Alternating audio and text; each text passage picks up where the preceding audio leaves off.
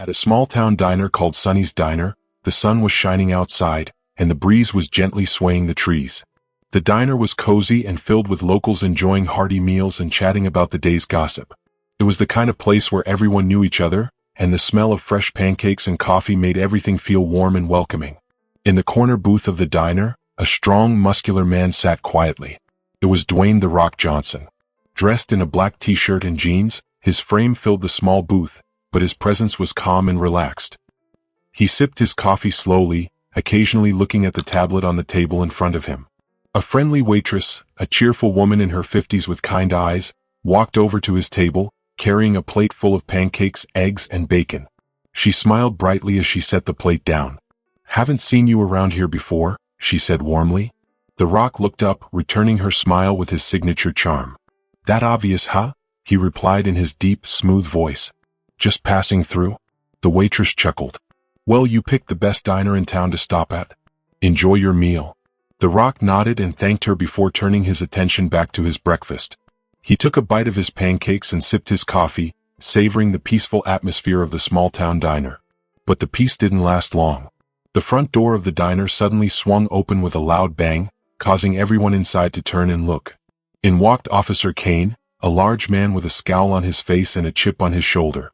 He wore a crisp police uniform, his belt weighed down by a holstered gun and handcuffs. His heavy boots thudded against the floor as he entered, his eyes scanning the room like a hawk looking for prey. The diner grew quiet as Kane's presence sucked the air out of the room. He was known around town for being tough, mean, and quick to judge. His sharp gaze darted from table to table until it landed on the Rock. Kane froze, his eyes narrowing as he sized up the man sitting in the corner booth.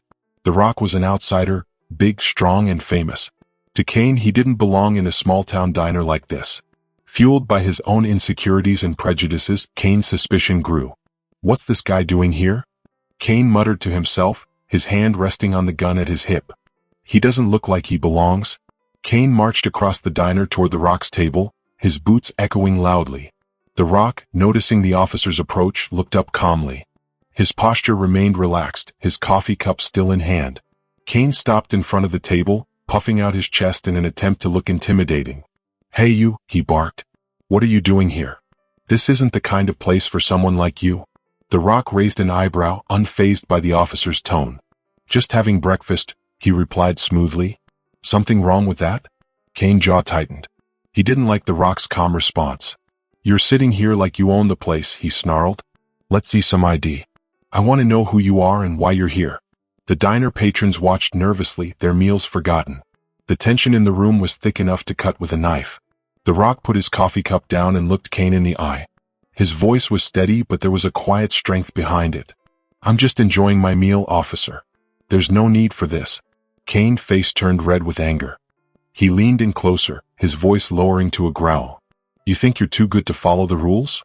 Show me your ID or I'll make you. This is my town, and I don't take kindly to outsiders causing trouble." The Rock stayed seated, his composure unshaken. He met Kane's glare with a steady gaze, his expression calm and confident. "I'm not causing any trouble," he said. "Why don't you relax and let me finish my pancakes? It'll be better for both of us." But Kane wasn't interested in backing down. His hand tightened on his gun and he snarled, "I said show me your ID." The sound of the gun's safety clicking off echoed through the diner. Gasps filled the room as Kane pointed the gun at the Rock, his hand shaking with anger. The waitress standing nearby covered her mouth in shock, and a little boy at another table clung to his mother's arm, his eyes wide with fear. The Rock slowly raised his hands, trying to defuse the situation. His face remained calm, but his voice carried a warning.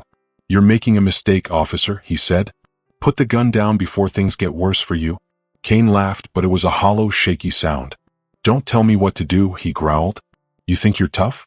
You're in my town now, and I'm in charge." Before Kane could say anything else, the Rock moved.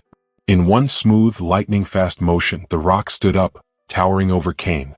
His massive frame seemed even larger as he grabbed the officer's wrist, twisting the gun out of his hand with ease. The weapon clattered to the floor, far out of reach. Kane stared in shock, his mouth opening and closing like a fish out of water.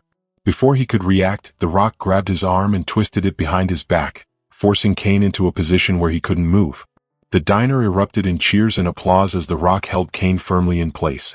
The officer's face turned red with humiliation as he struggled against the Rock's grip, but it was no use.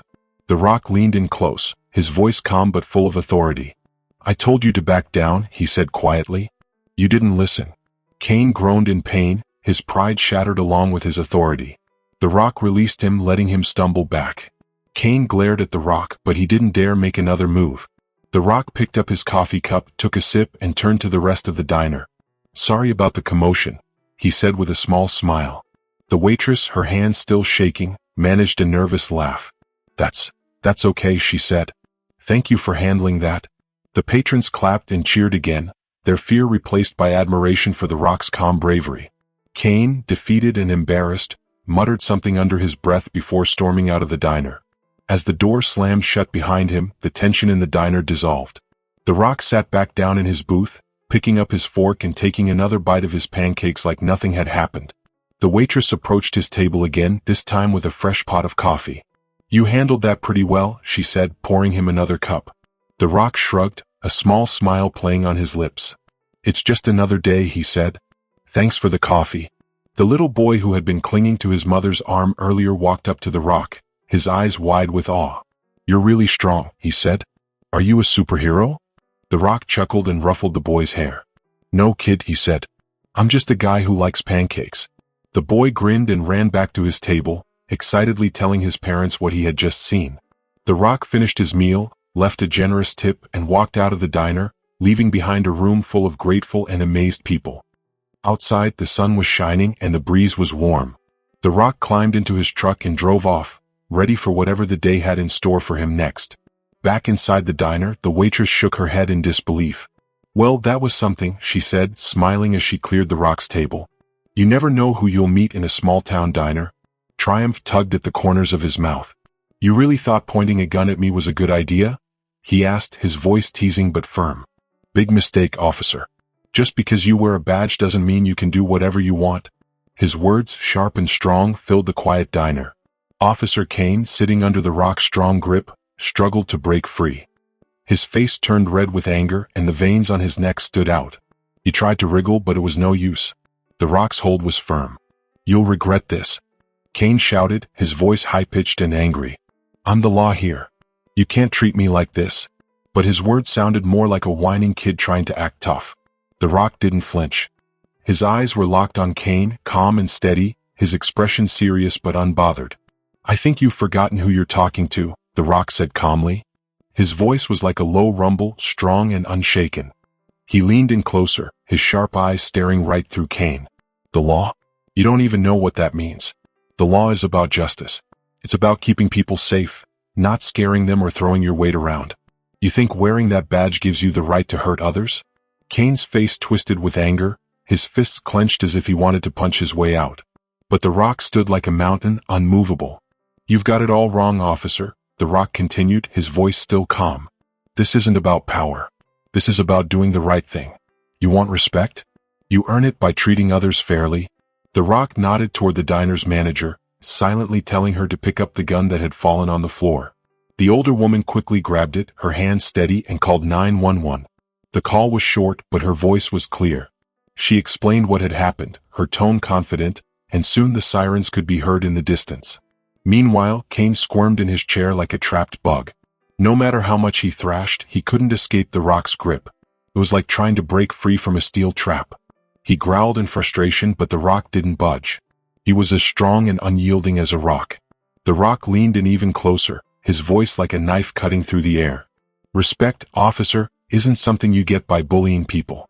You earn it by treating others how you'd want to be treated." The diner went silent as his words hung in the air. Kane opened his mouth to argue, but no sound came out. He didn't know what to say. The truth of the Rock's words seemed to hang around him like a heavy weight, one he couldn't shake off. The silence stretched, thick and heavy. The other diners watched closely, their eyes shifting between the Rock and Kane. There was no doubt in their minds who was in the right. They could see it in the way Kane was struggling against the chair, his face twisted with rage, and they could see the calm strength in the Rock's posture. He was in control. "Save it," The Rock said, his voice loud and thunderous. "You crossed the line. You pulled a gun on me, on an innocent person. That's not what a good cop does. And now you're going to face the consequences." The Rock turned to the people in the diner and motioned toward them. See these people? They saw everything. They're all witnesses. When your bosses hear about this, don't be surprised when they fire you. The diners nodded in agreement, their faces showing anger and disbelief at Kane's behavior. Some shook their heads in disgust, while others simply stared in silence, too shocked to speak. The truth was clear. Kane had broken the law he was supposed to uphold. Just then, the sound of police sirens filled the air. A squad car pulled up outside, its red and blue lights flashing through the windows. The sound of the sirens grew louder and louder until it was all anyone could hear. 2 senior officers stepped into the diner, looking confused as they took in the scene. The Rock stood tall above Kane, who was still pinned in his chair, unable to move. The other patrons watched closely, their eyes shifting nervously between the officers and the Rock. There was a sense of anticipation in the air, like the moment before a storm. One of the officers, a tall man with a thick mustache, stepped forward. "Mr. Johnson," he said, his voice filled with confusion. He glanced between the Rock, Kane, and the other diners. "What's going on here?" The Rock stood firm, his face calm but serious. His eyes never left Kane. "Your officer here pulled a gun on me for no reason. Everyone here saw it happen," The Rock said, his voice steady and clear. He explained the situation clearly, describing how Kane had acted out of line. The senior officers listened closely, their faces changing from confusion to anger as they realized the truth. They were still processing what they had walked into, but they couldn't deny the facts that were laid before them. "Kane," one officer said, his voice sharp, "you're a disgrace to the badge." Kane's face turned pale. He looked down at the floor, too ashamed to meet anyone's eyes. The weight of the officer's words was like a hammer, hitting him harder than any punch could.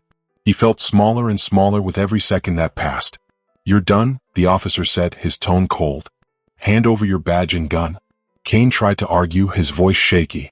It's not what it looks like." "Enough," the officer snapped, cutting him off. "You've embarrassed this department for the last time. You're fired." The senior officer's voice was like ice, hard and final. There was no room for argument, no chance for Kane to explain himself. The decision had been made, and there was nothing Kane could do to change it. The bell above the diner door jingled as Kane was led outside, his head hanging low. The Rock didn't look at him. His job was done. Kane's fate was sealed. The Rock, now finished, returned to his seat. He calmly picked up his fork and started eating his pancakes again as if nothing had happened. He chewed slowly, his movements calm and measured. The clink of silverware and the hum of quiet conversation filled the diner once more. It was like the world had returned to normal. The diners, however, were not so quick to forget. They sat in silence for a moment, processing what they had just witnessed. They had seen injustice and they had seen it corrected. The sense of relief in the air was almost tangible. No one could deny the truth anymore. A little girl with big, curious eyes walked up to the Rock's table. She clutched a napkin and pen in her hands, and she was almost bouncing with excitement. "Are you a superhero?" she asked, her voice full of wonder. Her eyes were wide, and her face was glowing with the hope that she had just met someone special. The Rock looked at her and smiled warmly. His stern face softened, and a light in his eyes made him seem even more impressive than before. He took a deep breath, then chuckled. "Not a superhero, no," he said, his voice gentle. "Just someone who doesn't like bullies. Nobody should be treated unfairly, not you, not anyone." The little girl beamed up at him, her face full of joy. She handed him the napkin and pen, eagerly waiting for his signature. With a smile, the Rock picked up the pen and signed the napkin. He handed it back to the girl and she took it, her hands trembling with excitement. "Thank you," she said, her voice full of gratitude. The Rock stood up to leave, his tall figure casting a shadow over the rest of the diner. As he walked toward the door, the other patrons rose to their feet. A round of applause broke out and cheers filled the air. People clapped and shouted in appreciation. The Rock paused, looking around at the faces of the people who had witnessed his actions. He smiled softly, acknowledging their applause, but he didn't seem to care about the attention. To him, doing the right thing wasn't about being praised, it was about standing up for what was right. As the Rock stepped outside, the camera pulled back. The small town was still bathed in bright sunlight, the air full of energy. The people who had seen what had happened that day would never forget it. They had seen a man stand up for justice, and they had seen a bully get what he deserved. The Rock's steps echoed in the street as he walked away, his frame towering over everyone. The applause still rang in the background, a reminder of the small victory that had taken place. The town would remember this day, the day a true hero had walked into their diner. If you enjoyed this story, share your thoughts in the comments below and don't forget to subscribe for more stories. I'll see you in the next video.